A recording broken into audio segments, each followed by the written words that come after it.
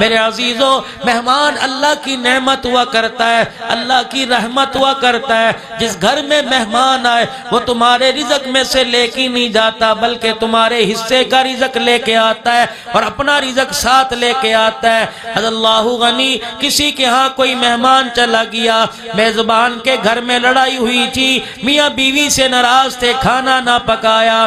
شوہر کہنے لگا مہمان ہے کھانا پکا دے، کہنے لگی نہیں تیری میری ناراضگی چل رہی ہے، نہ تیرے مہمان کو دوں گی نہ تجھے دوں گی۔ اللہ غنی، اتنی دیر میں مہمان گھر سے جانے لگا، صاحب خانہ نے روکا کہ ٹھہر جا، تھوڑی دیر ٹھہر جا، بھی کھانا آ رہا ہے، ابھی کھانا آ رہا ہے، پتہ کوئی نہیں کہاں سے آوے گا۔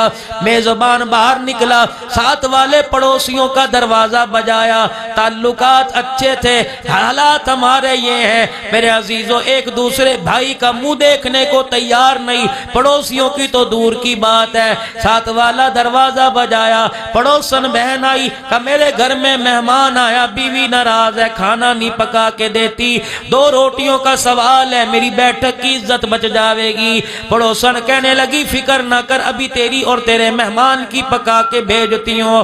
اللہ اکبر، گھر والی کو بھی غیرت آئی کہ میرا گھر والا دوسرے گھر والے سے روٹی مانگ رہا ہے، دوسرے گھر سے مہمان کی روٹی مانگ رہا ہے۔ تھوڑی سی غیرت آئی، باورچی خانے میں جا کے آٹا گوندنے لگی، جس برتن کے اندر آٹا رکھا تھا کیا دیکھتی ہے، حسین چہرے والا آٹے کی بکیں نکال کے جھولی میں ڈال رہا ہے۔ گھر والی ڈر گئی، کہنے لگی کیا بات ہے، ہمارا آٹا کیوں چوری کر رہا ہے؟ اور مسکرا کے کہنے لگا تمہارا آٹا نہیں چوری کر رہا بلکہ مہمان کا حصہ لے کے جا رہا ہوں۔